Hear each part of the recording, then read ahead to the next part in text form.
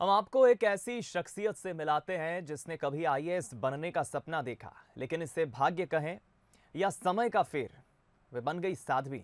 मां नर्मदा की इतनी बड़ी भक्त हैं, उनके पढ़ाए हुए कई छात्र आज सिविल सेवा में अपनी सर्विस दे रहे हैं। देखिए रिपोर्ट।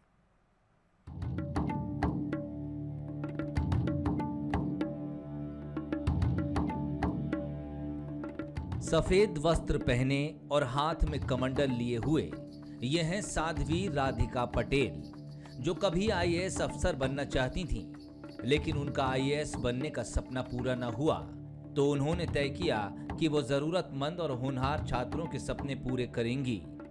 इसलिए उन्होंने अपनी कोचिंग शुरू कर दी और कई छात्रों को आईएएस और आईपीएस तक बना दिया। कोई स्टूडेंट ऐसे होते हैं मतलब जो आर्थिक रूप से संपन्न नहीं है, इंटेलिजेंट है, कुछ करना चाहती हैं, और बेसिकली कोई भी स्टूडेंट जो पढ़ना चाहता है तो हमारे इंस्टीट्यूट से वापस नहीं लौटा है, उसको हमने पढ़ाया है। फ्री एजुकेशन बहुत सारे बच्चों को पढ़ाया है।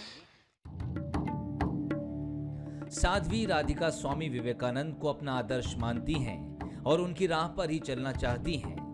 राधिका पिछले कई साल से छात्रों को कोचिंग भले ही दे रही हों, लेकिन उनके मन में पल रही अध्यात्म की भावना ने एक समय उन्हें संन्यास लेने पर भी मजबूर कर दिया और उसके बाद एक टीचर बन गईं सन्यासिन।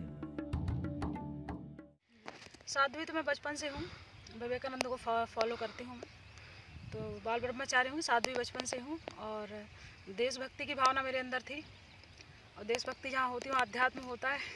तो अब कुछ स्टडी के बाद मैं जो जिम्मेदारी थी वो मैंने कर दी है, और अब मैं अपनी अध्यात्म यात्रा पर निकल गई हूँ। राधिका यूं तो अपने परिवार के साथ पहले भी नर्मदा की परिक्रमा कर चुकी हैं, लेकिन साध्वी बनने के बाद उन्होंने अकेले नर्मदा की परिक्रमा करने का फैसला लिया और हाथ में कमंडल लेकर निकल पड़ी नर्मदा परिक्रमा पर। इस बार उनका उद्देश्य अलग है। वो अब नर्मदा में बढ़ रहे प्रदूषण को लेकर लोगों को जागरूक कर रही हैं।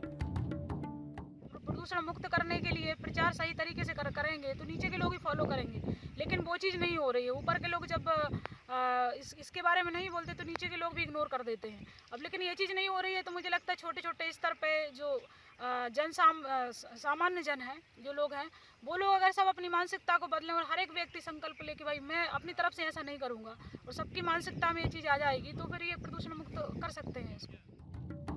धर्म का पालन कर जहां जीवन को सुंदर बनाया जा सकता है, वैसे ही अध्यात्म का पालन कर ईश्वर को प्राप्त किया जा सकता है।